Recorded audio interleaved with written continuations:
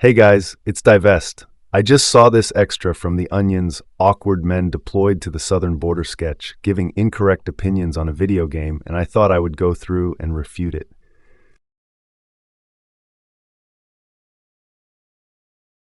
Better late than never is my motto these days. So it's like a really bad time to be a co-op gamer. Like, the top two co-op genre titans have kind of decided to self-destruct with their third iteration in their series. At this point, I think if the new Doom 3 is bad, I'm just giving up as a gamer. It'll mean that I've lost everything that I've held near and dear to me in the video game industry. The two games I'm talking about are Payday 3. Homeboy talks more about Payday than Killing Floor in this video. Despite shit-talking Payday, he plays it all the time. He is just a genuinely miserable who is too heavily invested in video games because they provide him more agency than he has over his own life, since no one chooses to be fat, ugly, and stupid. It's a me video, and the one mentioned in the title, because the Killing Floor 3 beta sucked. Like, really bad. It pains me a lot to make this video. I love Killing Floor 1, maybe not as much as some people, but I really liked it. I didn't play a whole lot, but it was a fantastic time, the bit that I did. When Killing Floor 2 came out, I had it within a month of early access release, and it was genuinely a unique and fun game. I still don't think I've played anything that really compares to Killing Floor, from the ease of just picking up and playing a game to the diversity of the gameplay. How do you even describe Killing Floor? It's a zombies multiplayer co-op gore shooter where you run around a unique looking map and fight waves of bioengineered enemies of increasing difficulty until you get to a boss wave and defeat them or die trying. I think that about sums it up. Honestly, Killing Floor is one of a kind. It's got unique features like infinitely recharging heals in your pockets, ammo respawning around the map, so you get to enjoy it as a horde shooter more than anything else, and a vast variety of weapons so you can get more out of a class than just one incredibly linear match. You'll see very soon why I'm mentioning all of these things specifically for Killing Floor 1 and 2. Before we get too deep, I'm not telling you to hate this game. This video is a warning as someone who was near the front of the Payday 3 hype train back in September of 2023, even before that actually, back when I was doing the Payday 2 Achievement series, which is still running. You're allowed to like this game, but I'm here to tell you why all the signs are pointing towards bad, especially the language being used by the community. Just about everything is almost identical to how the Payday 3 beta went. If the launch goes poorly, I think the game is doomed, just like Payday 3. I'm seeing people say they're enjoying the game and things will be better, it's just a beta. We've already seen this before with Payday 3's beta. Honestly, I can show you this is pretty much an identical situation. I was gonna try to not read the script, but I'm just gonna read off the script. I'm sorry, I had no eye contact for you. I'm just really annoyed that the development team decided to change a core system that wasn't really broken in favor of something far more attrition-based. I'm also annoyed that this game feels like every other game because they decided to use Unreal Engine and incorporate advanced movement like sliding and mantling. It's also disappointing that they decided it wasn't important to include enemy types from the previous title, or that it wasn't enough of a priority to make it into the game yet. I'm also not happy that the combat system has been simplified so much that there's little to no diversity, resulting in a huge lack of replayability. It's crazy, because I know this dev team is capable of doing a pretty good job of making a fun game, but it's like some executive must have meddled in the creation of the game or something. Now, to be a bit more genuine, I'm going to go over some issues I and some of the community have with the game, but the final conclusion here is going to be about the game as a whole. So here's some things I hated about the Killing Floor 3 beta. First of all, gunplay felt stinky. I played Commando and Firebug for the most part, and the gunplay in both of those was not fun. From what I've seen, Firebug is like the worst class, and so I liked it in Killing Floor 2, tried it in 3, and it's really bad. It was really, really bad. Characters have been executed, like including Foster, who was my favorite character. They just don't speak, and when they do, it's the most unfunny thing you've ever heard. I'm reloading, I'm putting a new clip in. You know, like basic stuff like that. Or sometimes you don't even know what they're saying at all. In my opinion, gotta throw that out there. I think the art design is butt ugly for a game like this because everything looks exactly the same. It's almost impossible to acquire targets at a glance, so it results in a Scrake grabbing you out of nowhere or a Gorefast getting a really cheeky hit on you because it just looked like a clock. Dude literally did not look at the Zed who hit him, and we're supposed to believe it's the game's fault that he can't tell a giant fleshy spider from a zombie because they share the same color scheme. I don't know if I'm the only one having that issue, but everything looks so similar. I couldn't deal with any target acquisition. Like, the whole point of games like Killing Floor or horde shooters in general is being able to prioritize your targets. I can't do that in this game because everything looks the same fleshy, disgusting color. This next bit comes from my friend Nanner. Go check out his YouTube channel, and he just made a game recently, so go check it out in the description. It's free. I played it. It's fun. It's one of those, like, it's a game kind of like Bennett Cauldron Boy getting over it. I'm in agreement with most of what he said here, so I'm just gonna go with this. These are mostly his words. Killing Floor 3 is a brainless imitation of Call of Duty style gameplay, and this is me saying even more so than Payday 3. If the game was good, we could look past the design flaws, but this game is the least common denominator of gamer. It's overly simple with the same slop game design of every other modern FPS game, now that it has removed everything that made it unique in Killing Floor 2. The fact that it looks like we also have minimal content on release is going to just make things feel even worse. Wait. Do you guys hear that? I think it's time for a damage break. So this part's completely unscripted because I just didn't even know what to do here. I'm gonna just throw this graphic up right on the screen here. What is that? This game decided it was a good idea to add a million damage types. Now, this was something that was in Killing Floor 2, but it was pretty basic in Killing Floor 2. It was pretty simple stuff, almost like rock, paper, scissors.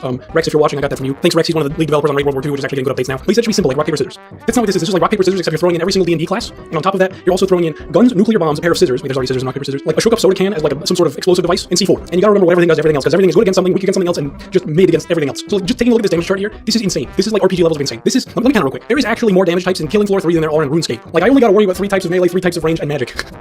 That's nuts. That's actually insane. I just came to this conclusion right now, and I cannot believe it. But like, look at some of these things. Ballistic damage is neutral to flesh and Zed tech, and ineffective to armor and mire hit zones while inflicting knockdown, stumble, and stun. Like, this is how it's presented to you, by the way. I took this information from the game. It pops up one at a time, though. Someone from Reddit put this together. Thank you very much. I'm not trying to be really over the top and bombastic here, but this just does not make sense to me at all. Something simple, rock, paper, scissors. Flesh pounds are weak to being blown up, Scrakes are weak to bullets. That's how Killing Floor 2 was. It was pretty simple. I think there was some more stuff added a little later down the line, but good rule of thumb. That was all it was. If something went boom, hit a flesh pound with it. If something went pew pew pew, Scrake. It never even explains what like mire and flesh and Zed tech is. Like, I can probably make those assumptions just as the player, but can you map it out for me? Can you give me a more fleshed out tutorial maybe? It just felt really weird. Maybe this is just a beta thing and it'll be fixed in the actual game, but holy moly. Everything he is saying is wrong here. Killing Floor 2 had 21 damage types. I'm also gatekeeping as a Killing Floor fan because this is relevant information if you play on higher difficulties. The Scrake isn't vulnerable to bullets. It's just resistant to explosives to compensate for its general inferiority compared to the flesh pound. Also, he's whining about this information being brought front and center, but also complains that it isn't spoon-feeding him hard enough by explaining the difference between flesh and technology, even though he admits himself that he could figure it out on his own. You can probably tell I was not a fan of damage types, but right now I want to go over my unique lens on the situation. For anybody new to the channel, subscribe. Gotcha. I just realized he's wearing a wedding band. I would say he would have more luck pimping out his heifer on OnlyFans instead of trying to make a career out of playing video games. But he probably borrowed her camera to make this video. Anyways, to summarize this, guy hates video games, but he plays them anyways because he would rather do that than spend time with his wife or doing something productive. That, or he is just insincere and whining because he thinks that is the most effective way to draw in viewers. The fact of the matter is that video games are getting progressively better, but the players are getting more miserable because they're in a worse place emotionally. I'd like to give a personal story here. I just got into Halo Infinite because some of my homies needed emotional support after Trump got elected, and it's the best Halo game ever made, bar none. I actually bought the campaign and completed it functionally 100% on Legendary because I enjoyed it so much. Infinite is supposedly the worst Halo game ever made because there are dozens of Actman clones out there who can't even muster up the mediocre amount of charisma that Wiener has, who farm negativity surrounding the Halo franchise. You keep hearing the same story about someone who has been playing the series for 20 years. They remember how much easier life was as a child or a teenager, and as an adult. The video games don't help them escape anymore. I'm at a point in my life where I don't even play video games I like because I would rather spend the time doing other stuff that I enjoy even more. A lot of adult males don't have anything they like doing because they have no personality. If you think or act like a non-player character, then your only contribution to video gaming should be your money. Like an illiterate peasant paying his indulgences to the church, that is your only true path to salvation. If there was any impactful change in response to the mindless complaining, like the Protestant formation, all you will get in the end is ugly churches.